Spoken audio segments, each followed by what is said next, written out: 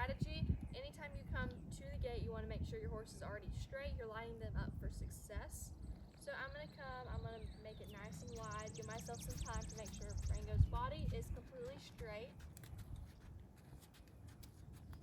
I'm going to walk up. I want to get as close as I can to this gate, and Rango probably will already because he knows what we're about to do. Sometimes he gets a little too close.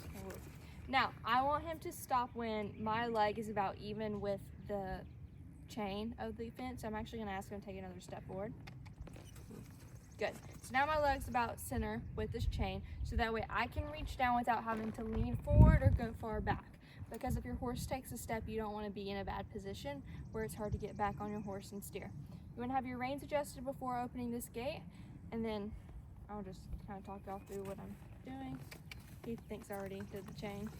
I haven't, buddy, not yet. And move. Good.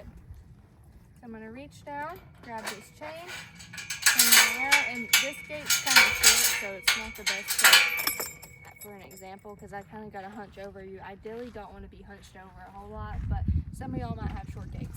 So you're going to ask them to take a step backwards, and then when their head, and he knows, he's like, open the gate for me. When their head is even with that, quit. We're trying to help people, not show them. Bring it. You're going to open the gate a little bit, and they should just walk straight through it. So as you can see now, once his head comes through, I'm going to stop him, because opening and closing a gate is not something you want to rush, because you don't want your horse to think they can just run out of the gate at any time. That is not safe. So now he took a step. I'm going to go a little bit more, and whoop. So now I want to show when my leg is even with the very beginning of this gate, I'm going to start turning. I'm going to turn his front end to the left and his back end to the right. So you're going to see I'm going to slide my leg up, slide this leg back. Now, and when I'm in this position, I'm in the same position I was, just on the opposite side of the gate. I'm going to side pass him and push the gate down. Side pass.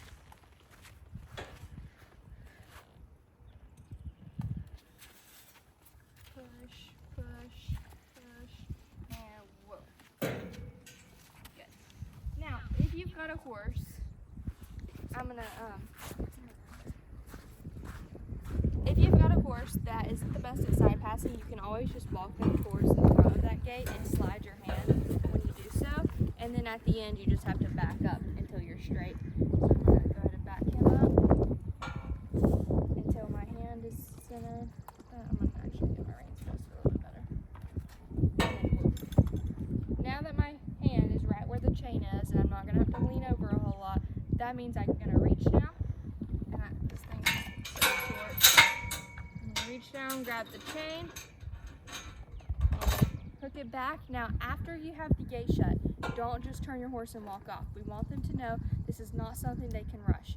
If I ask him to sit here for the next hour, he should be able to do so. So I'm gonna let him sit there, pet on him, let him know that was good. Don't let him walk off. Rango knows the drill. He's like, he could do this in his sleep. He wants to do it by himself. So let him sit there, pet on him, and then yeah, that's all you have to do for opening and closing the gate. So I hope this video helped y'all.